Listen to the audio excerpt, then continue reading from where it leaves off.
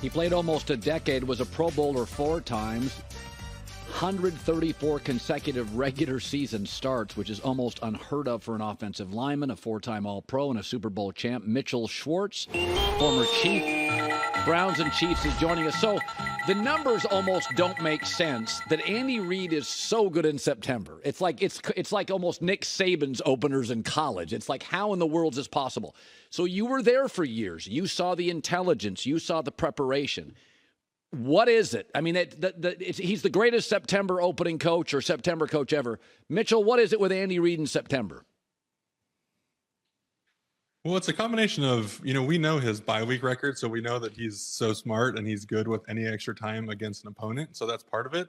But I think it's the training camp he runs and the way he kind of operates because, training camp's gotten a lot easier pretty much every year. It gets easier across the board. And then us as players, we fought for a lot of rule reductions on how much time you're allowed out there. Right. And coach still runs a tough camp. He's one of the few programs that actually tackles live. He has his own players tackle each other during training camp. He plays his guys in all the games, aside from Mahomes not playing that third game, but the starting offensive line was out there. The starting defensive line was out there. So he plays his guys. He runs things in a difficult manner on purpose. And the purpose is to hit the ground running in September. And the numbers bear it out that he just knows what he's doing. So we now know how valuable tackle is. We always understood left tackle was important, but most reasonable people think left tackle's the second or third most important position. And the Chiefs are starting Donovan Smith and Juwan Taylor. So they have 2 new tackles. So having been a great tackle, this stuff is hard. The cohesion on the offensive front. It's the hardest unit in the team. It's usually the smartest players. It's a lot of work. You're dealing with the best, biggest athletes. Are you a little concerned? 2 new tackles for a highly complex, fluid system. So I'm not, because of the 2 guys that are playing. You got Donovan, who has played in a bunch of different schemes and has played at a pretty high level. I know people kind of look at the holding stats or maybe look at last year when he was injured, but he's played some really good football. So you got a veteran guy who understands it. He looked awesome in preseason action. I follow obviously a lot of Chiefs people on Twitter, and all the clips of him just manhandling guys were going around. And it doesn't matter who the competition is. Like if you look like a beast and you're just kind of throwing guys left and right, that's the kind of thing that travels. So I feel pretty good about him. And then Juwan Taylor comes from Jacksonville. I mean, Doug Peterson, it's pretty much the same scheme. It's the same base. So you're speaking a lot of the same language. You've been familiarized with the Andy Reid way of doing things. And so I think you just kind of plop them in and you're talking about probably the best interior offensive line in the NFL. So it's not like you got 2 guys who are maybe newer, who don't quite understand things. You've got 2 veterans who played a lot of good football. They're going into a system that Coach Reid's definitely going to have some things to protect them if he feels like they need it. And then they've got the best interior playing with them. So it's very advantageous for Mr. Mahomes up front. And obviously the organization has put a lot of resources into that group for him. You could make an argument, because you'll get extra prep time because you're playing on Thursday, that you should just sit Travis Kelce. Just sit him. That's something we've talked about today. What do you think Andy's mindset? Andy likes September. Andy likes quick starts. Andy loves national TV games to show off and have fun. What do you think he's thinking about Travis Kelce if he comes in after warm-ups and is not 100%? I think he won't jeopardize the season and especially what the playoffs will look like for this first game. But to your point, I do think he's going to kind of go right up against that line. If there's a question one way or another, he's going to trust in Travis to tell him honestly, like, hey, can you do this? Are you going to be okay?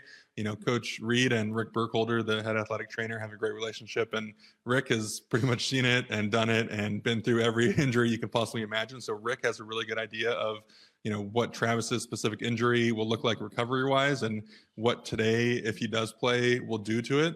But I do think he's going to want him out there. And to me, the bigger question becomes not necessarily if Travis plays, but if he is playing, are they going to play him and just utilize him as Travis Kelce, best tight end in football? Or do you almost play him hoping that the Lions are going to treat that as, Travis is healthy, so we're going to double cover him, and you kind of unlock what you're expecting from their defense.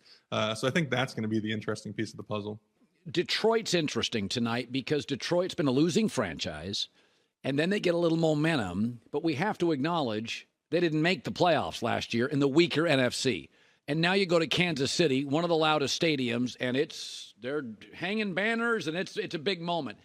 Go to your NFL. You played on the Chiefs, but you also played on the Browns, a losing franchise.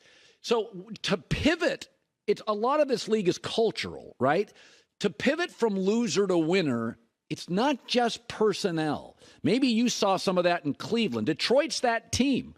We're just sitting there talking them up, and I think, yeah, let me see it first. Talk about your Cleveland experience and the difference between winning regularly and knowing you're going to win, thinking you're going to win. Oh, it's a big difference. And I think it all starts at the top with Dan Campbell. That's why they brought him aboard, because of that belief and that trust that he has and how he instills it into his players. You know, we kind of started off talking about those great head coaches, and Campbell, to me, is at his core a motivator. You know, he gets the best out of his guys, and they're going to fight hard every single game. And I think that's maybe one of the things you look towards in terms of a franchise that's not winning as much. And maybe, like you said, they didn't go to the playoffs last year, but that Week 18 game was pretty cool to see that they, you know, technically didn't have anything to fight for, but they wanted to beat their division rival and they wanted to put on a good show, and they did it. And they played really hard. And when you're playing hard in games that don't matter, when you're playing hard in the fourth quarter of games that maybe you're behind a couple touchdowns and you're trying to come back, I think those are what you look towards for seeing a culture change, that a team's not giving up. It's not, oh, well, we're losing again, whatever, let's just get on and be healthy and go to the offseason.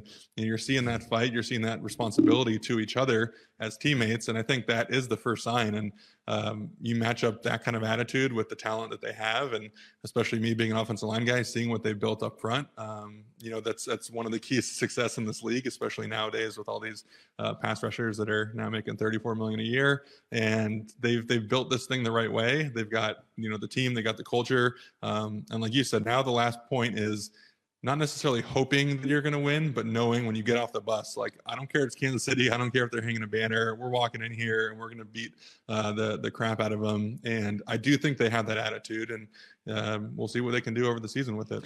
Listen, you were a second-round pick. Most great left tackles in league history have been first-round picks. You know what I mean? It's one of those positions. We have quarterbacks who have been great in the sixth, right?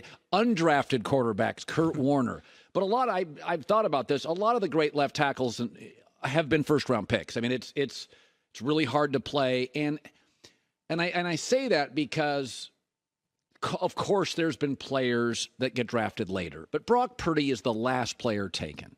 Everybody passed on him, including San Francisco, 5, 6, 7 times.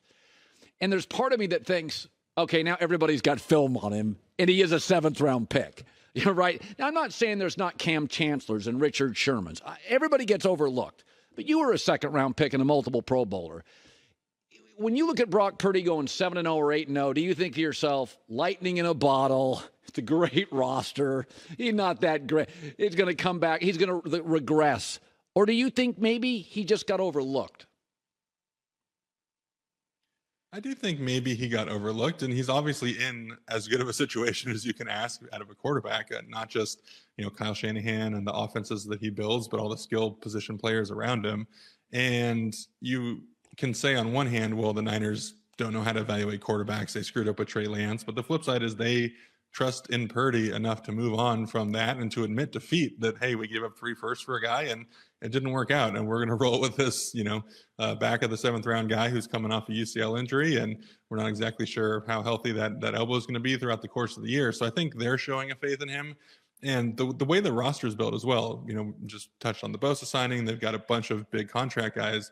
It almost works better to have a guy at quarterback who maybe is 75 or 80% of what a Mahomes can be, or a top quarterback, but he's making 2%, 3%. And so you're looking at that salary cap, and this gets back into that team building philosophy of needing a quarterback on a first contract. But I do think there's something to Purdy that you can tell that team bought in almost immediately when he stepped on the field. Yeah. And they didn't skip a beat. And there's just that camaraderie, you know, it falls under the can't really measure it category. But I think we all saw it last year. We all felt it, the way they rallied around him. It wasn't just like, hey, this is pretty cool, we like this guy and we're doing well. Like, there was a full buy-in from everyone and a full confidence and trust, like, almost immediately. And I think the buy-in from his peers and his teammates to know that immediately. I mean, there are guys that are drafted, I mean, even first round, honestly, you see them in OTAs, you're like, I don't know about that. We might have screwed up there. So there's just like immediate yeah, he's got it. And everyone in the organization can feel it. And it does seem like Purdy has that. So most of the, all 32 teams, maybe you could take the Chiefs out of that, but all these other franchises, I think maybe missed something, San Fran included, but they did get him and they are capitalizing on it now. You went to Cal. USC was a rival, but I will say I've never seen more good college quarterbacks coming out. This class is going to be insane. Caleb Williams, head of the class. His dad and him in a GQ article both intimated at the discomfort of not being able to pick where you go. I thought it was a vague shot at Arizona, basically saying, we're not going to Arizona. Outside of Arizona, Houston, I think he would go to D.C., for instance, new owner. He's from there. Indianapolis, coach, GM. He'd go there despite Irsay being a little quirky. That was my takeaway, that he and his dad were just saying, we may not go to Arizona. But my takeaway is if you represented him, Eli Manning, John Elway, dad stepped in. We're not going there. How do you feel about that? A transformative talent and an ownership space in Arizona that is at best tenuous, at worst problematic. What if he said, I'm not playing for Arizona? Would it bother you? No, and this is where I think most players come down on their fellow player side. We're seeing this, especially in the NBA, but players are kind of realizing the power that they have throughout all the sports, and they're taking advantage of it. And if you're this Heisman-winning quarterback who's looking like he's going to have another awesome year, and you have that kind of power to choose your own destiny or to make a team make a decision to say, well, we really don't think he's going to come here and we have to move on, and maybe we take Drake May instead and we flip the picks or whatever. I'm all for a guy using his power if he has it in that regard, and I do think he has it. Now, the posturing, it's starting a little bit early. I'm not sure why that necessarily needs to be said now. And I think if you look 4 or 5 years ago, we would have probably said similar things about Cincinnati. Maybe ownership's not quite in disarray, but just in the sense of how that organization is viewed from a, top-down perspective. And Burrow gets there, and now it's completely flipped. And now, pretty much everything about the organization has changed. They're signing guys to free agency where they didn't do it in the past. They're kind of giving in a little bit on how they did things financially in terms of contracts and other things. So, yeah, he might be able to kind of choose where he goes, or at least veto one specific location. But the flip side is he also could be the person that changes the franchise, and that could be pretty cool as well. So I'm all for whatever he wants to do. I'd say based on what he's accomplished so far in college, he's earned that right. As we see, obviously, Kansas City right now, Chris Jones, there's an impasse. Sometimes two sides don't agree on something. And, right. It becomes a bit of an impasse, but I think both sides are right to do whatever they think is best for them. Mitchell Schwartz, 9 years, a Super Bowl champ. Chiefs tonight in Detroit. As always, great seeing you. Thanks, man. Appreciate it. Hi, everybody. Thanks for watching. Subscribe here to get the latest from the show. Also, be sure to check out more of the best clips from The Herd, or go watch a few segments from other shows on FS1.